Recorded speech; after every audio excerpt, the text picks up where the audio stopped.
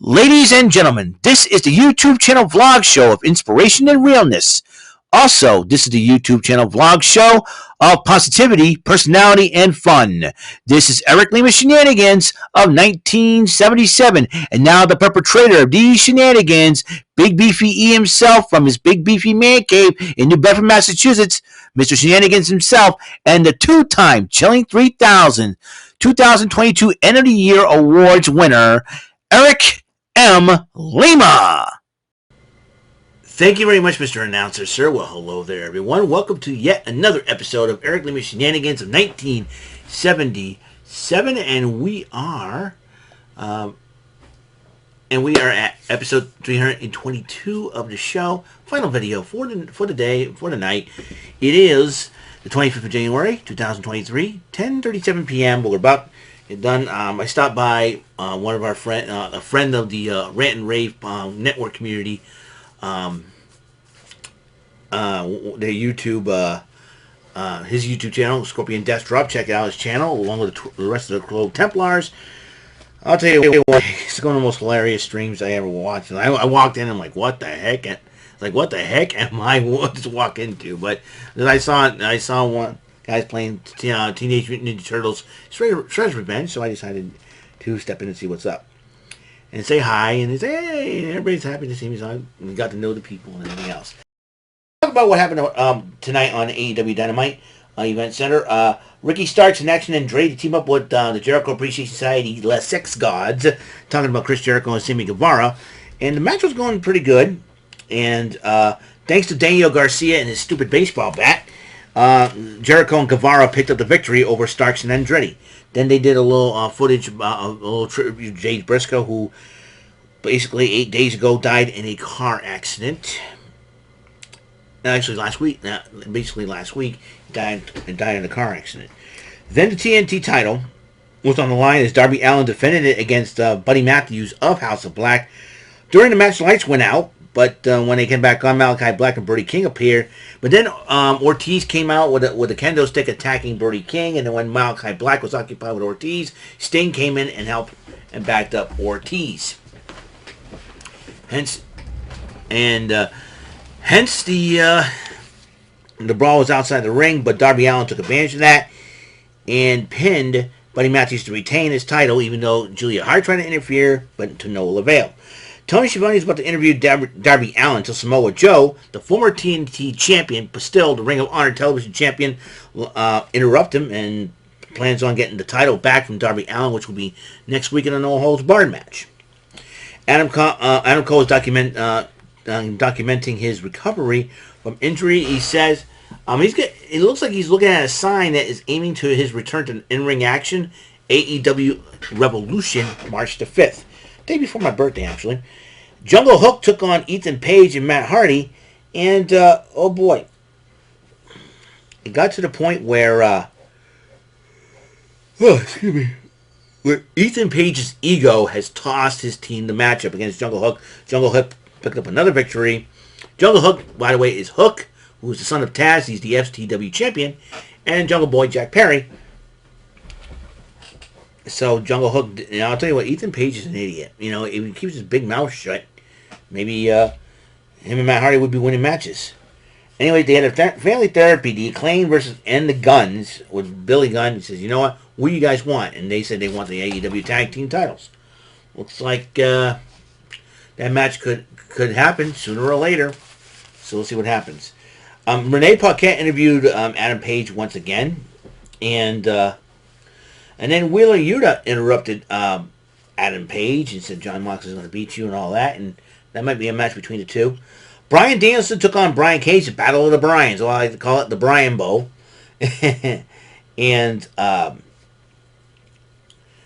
Danielson did win the matchup, but Brian Cage decided to continue to attack Danielson after the matchup. MJF arrives, knocks out the timekeeper, who keeps ringing the bell, and grabs a steel chair and hands Cage the chair, which he used it on Danielson.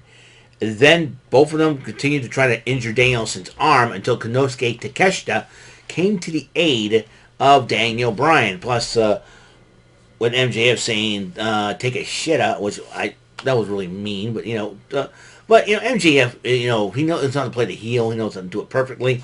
But at the same time, he can be such him and if there's two people I want to slap upside the head, it's Ethan Page and MJF. I want to go whap, you dummy.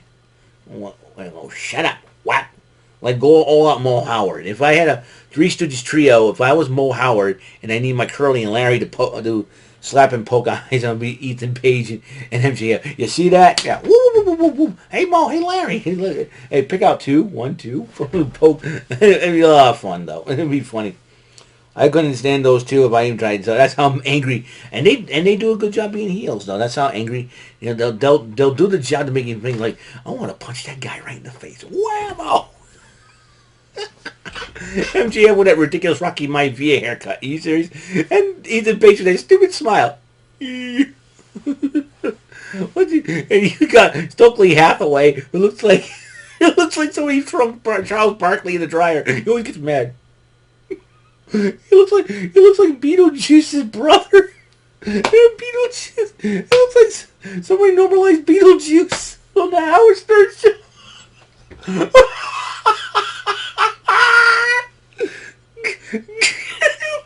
Beetlejuice Hathaway.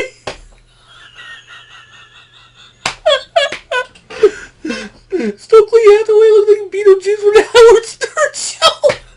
Wait, Beetlejuice has more hair than Stokely does. Oh.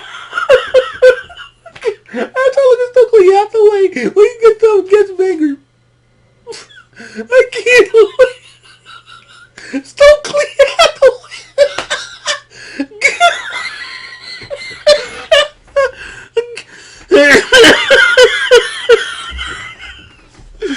Stokely Hathaway. Oh my god. I can't look at him thinking that he looks like a cross between Charles Barkley and Beetlejuice from the Howard Stern show. I go Beetlejuice Barkley. Beetlejuice Barkley. Stokely Hathaway.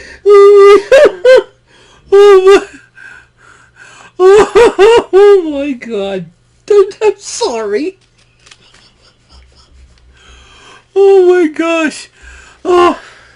Beetlejuice Barkley. Oh my god. This is the funniest. Okay. I just do like to laugh. But it was hilarious. Anyways. Then Renee Paquette, with medical advocate, talking to Dr. Sampson, Bryan Danielson was really ticked off. He says, I know you're not going to stop me from wrestling MJF. He knows what exactly MJF's trying to do. And MJF, he says, MJF, I'm going to beat the crap out of you. I'm going to take your time. You're not going to stop me. You're afraid of me. I'm going to expose you for who you are. And the lovely Toni Storm and Ruby Soho went one-on-one. And they cut pre-match promos. I love, Toni Storm may be a heel right now, but I love Toni Storm. If I was a butt pirate, Toni Storm's booty would be my treasure. That's for sure. But it's not, unfortunately. So, can't be a butt pirate. Anyways. I love Toni Storm's new attitude. I think it's going to give her an edge. That's give her the edge that she may need. So, it's going to be battle lines going to be drawn in the women's division. AEW Originals versus AEW Outsiders. Who knows for sure. Anyways, they did cut promos on each other before the matchup. But then Dr. Britt Baker came out during the match distracting Toni Storm. And Toni Storm's more of a distraction to Britt Baker, if you know what I mean. But Soho did take advantage of it and pick up the victory over Toni Storm. And MJF responds to Danielson, and he decided, he said that Tony Khan's issued an open contract to anybody to face Bryan Danielson. So you know what? Roll the footage. And guess who's going to face him next week? Timothy Thatcher against Bryan Danielson. That's going to be a heck of a matchup. I can tell. So Timothy Thatcher has been known to pick apart opponents' bodies. We've seen it on NXT when he was there. One half of the tag team champions. And I'll tell you what. Well, actually, he did fill in for Pete Dunne. So, because this is during the pandemic, by the way. Back in 2020. And then Jamie Hayter cut a promo on Emi Sakura, who Emi Sakura will face Jamie Hayter in an women's title eliminator match this coming Friday night on Rampage. And then for the main event, this matchup was requested by both men, and they decided. Finally, after Warner Bros. Discovery finally decided, well, yeah, okay. Warner Bros. Discovery, I don't know why they would ban a guy, for 10 years, for 10 years, for not, dude, AEW wasn't around for that long. They were around for only what? This will be their fourth year. This will be AEW's fourth year. I mean, Warner Bros. Discovery don't have a brain in the world or math or anything like that. Just because something tweeted somebody 10 years ago doesn't mean, we're going to cancel them right away. And David Zaslav is an idiot. I'm sure a lot of people will agree with me. I know Victor Del Val will be agreeing. David Zaslav probably doesn't know a wrist lock from a wrist watch. Dummy that he is. I wonder what he looks like, David Zaslav, so I can make fun of him a little bit more. You know what? Stokely Hathaway may be better looking than he is, and no homo.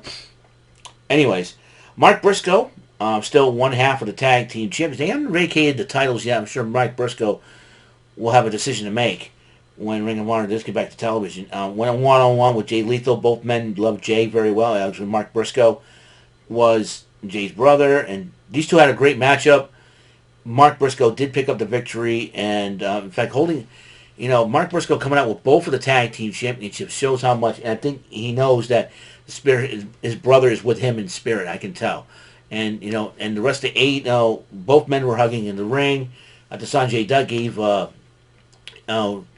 Jay Lethal a hug before the matchup, and they were wearing a Jay Briscoe t-shirt, and I think proceeds go to the Briscoe family, I think, to help out with operations of his daughters and all that. And I gotta tell you, man, I gotta tell you, this was a great, beautiful tribute. Finally, AEW, finally Warner Brothers. The idiots of Warner Brothers Discovery need to realize that you just it's like something that happened in the past. If it's a really, really bad crime, I can understand, but it's just a tweet that happened. And back then, Jay Briscoe was at a dark time at a very rough time in his life, and for them to we're not going to have the Briscoes appear in AEW because I'm unbelievable. And it's like, anyways, so Mark Briscoe made his debut and on AEW. Hope he stays around because I'm sure having been part of the AEW family could be something he needs right now to be with. And somebody, just not only his family as well. So I think being around with people can really, really help him out and probably get him back on his feet again. So that is all the time we have on the show. Episode 322 of Eric Lima Shenanigans of 1977. I'm going to set this video up and hopefully y'all watch it. I apologize for the quality video. I have a new app that gives me the merger abilities, but like I say, it comes at a price. The quality video will be going down. But however, ladies and gentlemen, tomorrow, press your luck. Banks on tomorrow and Thursday. So be watching. All right. I'll see you guys later. Guys, have a wonderful, wonderful night. And until our next episode, Mr. Announcer, please take us home. That is all for today's episode of the show. This is Mr. Lima speaking for Eric Lima Shenanigans of 1977. A Big Beefy E, do it for Bob Saget production. And in association with A Sweet Bowl for Raving Dingleberries Telepictures and Distribution. Thank you for watching another great episode of Eric Lima Shenanigans of 1977. Until the next episode, goodbye for now.